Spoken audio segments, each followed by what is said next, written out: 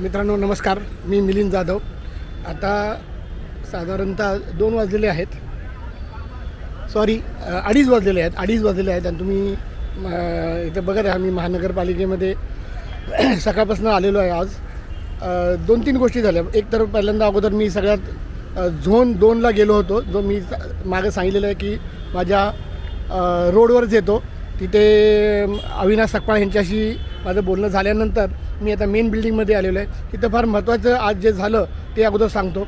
सगळ्यात महत्त्वाचं जे झालं ते म्हणजे आज ॲडिशनल कमिशनर अतिरिक्त आयुक्त जे आहेत पृथ्वीराज BP यांची भेट झाली। छानपैकी अगदी त्यांनी 10व्या मिनिटाला मला आतमध्ये बोलवलं आणि आश्चर्य म्हणजे गर्दी फार कमी होती आज। आणि त्यांना भेटल्यानंतर मी त्यांना काही ठराविक मुद्दे त्यांच्यासमोर मांडले। तर त्यांच्यासमोर मी हे जे मुद्दे मांडलेले आहेत ते आहेत 40% प्रॉपर्टी टॅक्स। 40% प्रॉपर्टी टॅक्स हा जो गोंधळ आहे, 40% रिबेट जे देतात ते काढतात घेतात, हा विषय आहे प्रॉपर्टी टॅक्सचा। तर PT3 फॉर्म भरायचा होता नागरिकांनी, तर 3.5 लाख फॉर्म भरले होते 15 ऑगस्टला। 15 ऑगस्टला आत्ता बघा किती दिवस तरी झाले। तर त्या सगळ्या फॉर्मचं कुठल्याला मान्यता मिळाली नाही मिळाली हे अजून काही स्पष्ट झालेलं नाही आहे। त्यामध्ये अस्मिता तांबे मॅडम यांच्याशी मी भेटलेलो आहे। अस्मिता तांबे मॅडम हे छान पद्धतीनं म्हणजे आम्हाला रिस्पॉन्ड करतात, अपडेट देतात। तर तेही अपडेट मिळाले गेलं की सांगू साधारणतः त्यांनी अजून सांगितलं की 1-2 महिना लागू शकेल। त्यानंतर म्हणजे हे 40%चं मी ह्यांना सुद्धा भेटलो, म्हणजे पृथ्वीराज सरांना भेटलेले आणि त्यांना विचारलेले हे मुद्दे आहेत खालीलप्रमाणे। 40% प्रॉपर्टी टॅक्स। दुसरं, महानगरपालिका नोटिसा पाठवते पण त्याच्यावर काही कारवाई करत नाही आणि हे अतिक्रमणला आहे, बांधकाम विभागामध्ये आहे, त्यानंतर प्रॉपर्टी टॅक्समध्ये आहे, अशी आपल्याकडे खूप उदाहरणं आहेत। तर तेही उदाहरणासहित आपण एकदा पुढे ठेवणार आहोत आणि त्याच्यावर असं फारसं काही समाधानकारक उत्तर मिळालं नाही, पण आम्ही कारवाई करू असं BP सरांनी सांगितलं। तिसरा महत्त्वाचा फार मुद्दा आहे, ते त्यांनी अगदी लावून धरला, लोकशाही दिन चालू करा। काय होतं मित्रांनो की लोकशाही प्रत्येक महिन्याच्या पहिल्या दिवशी असतो, हा फार नागरिकांसाठी फार चांगला दिवस आहे। पण त्याच्याऐवजी आयुक्तांनी जे आपले भोसले साहेब आहेत त्यांनी ह्याच्यापेक्षा चांगला म्हणजे सिस्टम चालू केली होती, ते म्हणजे सोमवारी आणि गुरुवारी भेटत होते। पण ते सोमवारी आणि गुरुवारी त्यांचं भेटणं बंद झालेलं आहे।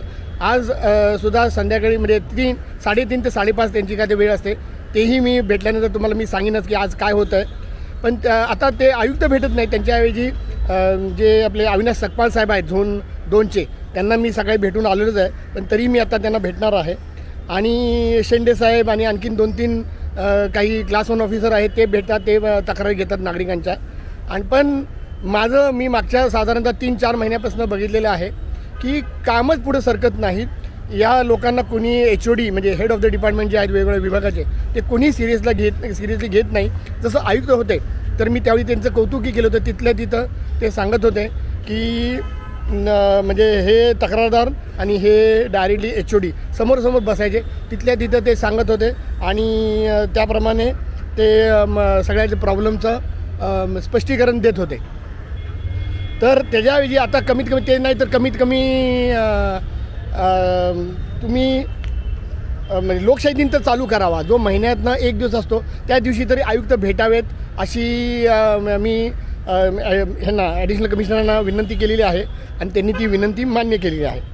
त्यानंतर 4था जो मुद्दा आहे, मी जो तुम्हाला मागं सांगितलं होता, माझ्या दृष्टीने फार महत्त्वाचा मुद्दा होता, तो म्हणजे मनपाच्या आवारामध्ये पारदर्शकतेच्या दृष्टीनं शूटिंग घेता येतं का, हा माझा मुद्दा होता।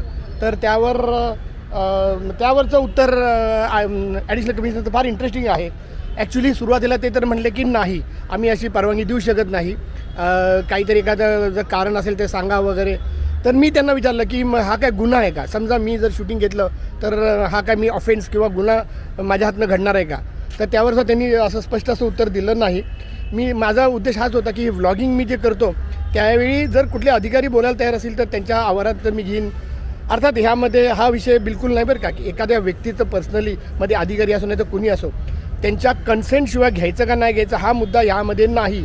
ह्यामध्ये असं आहे की जे सार्वजनिक ठिकाण आहे जसं महानगरपालिका, तर याच्यामध्ये शूटिंग घ्यायला परवानगी आहे का नाही, हा मुद्दा फार प्रकर्षानं म्हणजे बऱ्याच वेळा हा उपस्थित होतो आणि ते अडवतात. जिथे महानगरपालिकेमध्ये CCTV ऑलरेडी आहे, म्हणजे गुप्तता काही नाही आहे. आणि हे त्याचा रूलसुद्धा मी तुम्हाला दाखवीन, मी त्याचा रूलसुद्धा काढलेला आहे. पण मला हे बघायचं होतं की अधिकारी काय म्हणतात आणि ॲडिशनल कमिशनर लेवलचे अधिकारी. अजून मी आयुक्तांना हा प्रश्न विचारलेला नाही आहे, पण मला खात्री आहे की आयुक्त अगदी नियमाप्रमाणे ते सांगतील की हो, नियमाप्रमाणे तुम्हाला घेता येतं आणि ते त्याच्यामध्ये अडवत नाहीत. हे मी पाहिलेलं आहे. असो, प्रत्यक्षात भेटल्यानंतर काय आज माझी त्यांची भेट होण्याची खूप शक्यता आहे. काटे सर जे आहेत, जे बाहेरचे त्यांचे PR म्हणा किंवा त्यांना विचारून आम्हाला आतमध्ये जावं लागतं. काटे सर आणि ढाकणे साहेब असे 2 साहेब बसलेले असतात, तर त्यांना विचारून आम्ही म्हणजे आतमध्ये जात असतो. तर यावेळी काटे सरांनी तुम्ही आतमध्ये बसायलाच तुम्हाला परवानगी देतो असं मला सांगितलेलं आहे. त्यामुळे ती चांगली गोष्ट आहे. आता बघू त्यांची भेट होते का नाही, ह्या पद्धतीनं आपण बघणार आहोत. त्यानंतर मी एवढं मात्र त्यांना सांगितलं की सर्व ऑफिसर जे आहेत ना, त्यांच्या कमीत कमी खोल्यांमध्ये तर CCTV कंपल्सरी असायला पाहिजे. त्यामध्ये मी झोन 2ला मी आज आलो होतो, तर तिथं कुठंही मला CCTV दिसलं नाही. तर हा एक मुद्दा आपल्या दृष्टीनं महत्त्वाचा आहे. CCTV असायला पाहिजे. आणि हे जे CCTV आहेत ते मागितल्यावर नागरिकांना तुम्ही उपलब्ध करून देणार का नाही. तर मित्रांनो, आता हा सुद्धा आजच्या दिवसाचा बाईट जेव्हा लांबेल तेव्हा कदाचित मी ते 2 विभागामध्ये टाकेन आणि तुम्ही मात्र सगळे विभाग आणि सगळे गोष्टी बघत जावा. त्यानंतर सगळ्या शेवटी आजच्या दिवसामध्ये काय झालं याचीसुद्धा मी बाईट टाकणार आहे. पण हे जे मोठा जे बाईट होतं ते शक्यतो मी TV10 अनकट यावर टाकणार आहे. आणि मुद्द्याचं जे असेल ते मी TV10 लाईव्ह हे जे माझं मेन चॅनल आहे त्याच्यावर टाकणार आहे. पुढे काय होतं आहे आता साधारणतः मी 3:30ला आयुक्तांना भेटायला जाणार. आयुक्त भेटतात का नाही भेटतात हे तुम्हाला मी लवकरच कळवीन. मी मिलिंद जाधव आणि तुम्ही बघत आहात TV10 डेली व्लॉग आणि बघत राहा.